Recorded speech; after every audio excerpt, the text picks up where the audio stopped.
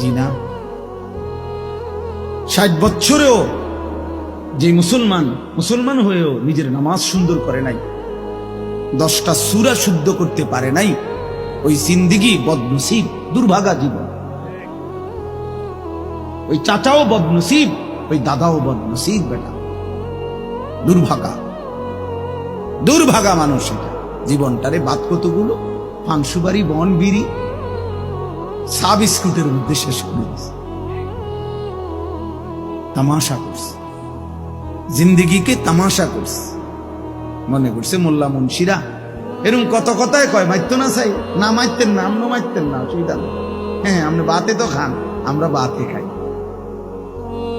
আমরা তার শুধু বন খাই না, ভাত খাই, এই দুনিয়া পার হইতেছি।